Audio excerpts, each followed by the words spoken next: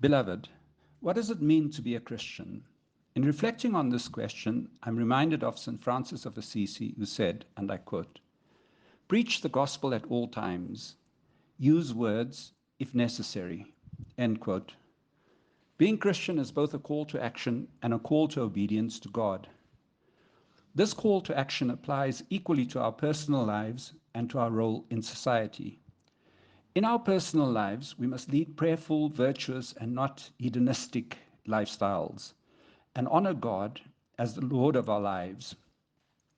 In our society, we are called upon to show love and compassion, and to defend the virtue of justice, and to show mercy. This requires us to be selfless and strong, and to bear the fruits of the Spirit. The following scriptures encapsulate this ethos. John 15, verse 8. "My true disciples produce much fruit. This brings great glory to my Father." Matthew 7:20.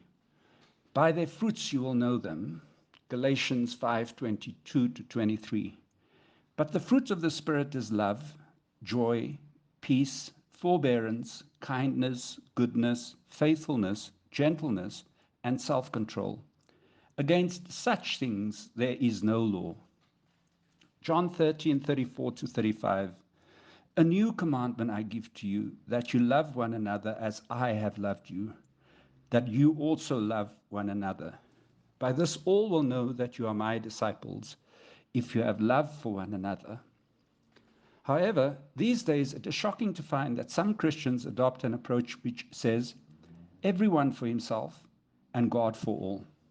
Some even engage in demonic activities such as bullying and cancel culture.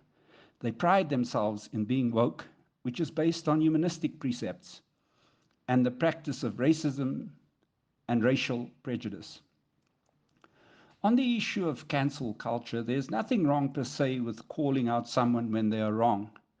But as Christians, we should never engage in acts which deprive fellow human beings of their dignity.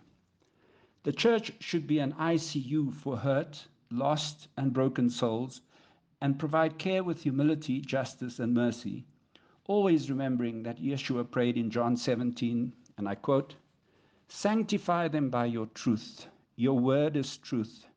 As you sent me into the world, I also have sent them into the world." End quote. Consequently, being a Christian also means obedience to God. In Proverbs 16, verse 10, it says, and I quote, "Whoever is faithful in small matters will be faithful in large ones.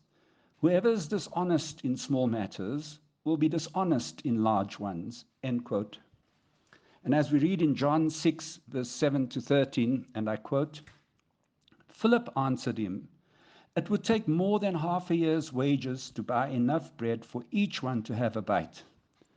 Another of his disciples, Andrew, Simon Peter's brother, spoke up. 'Here is a boy with 5 small barley loaves and 2 small fish.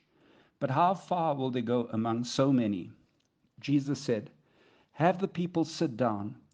There were about 5,000 men there. Jesus then took the loaves, gave thanks, and distributed to those who were seated as much as they wanted. He did the same with the fish.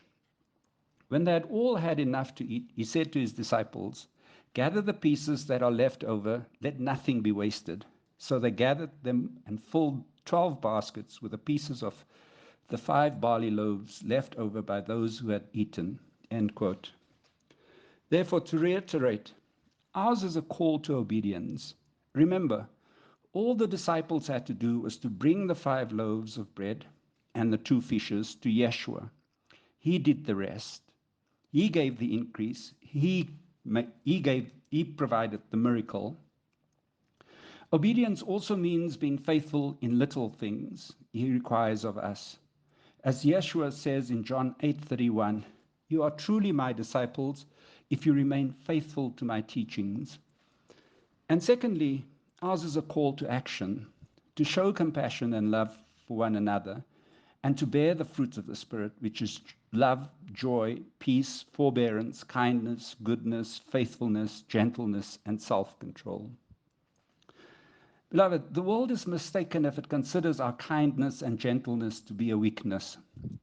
It is precisely because of our strength in God that we are able to be fearless and humble in our pursuit to do justly and love mercy. Stay blessed. Shabbat Shalom.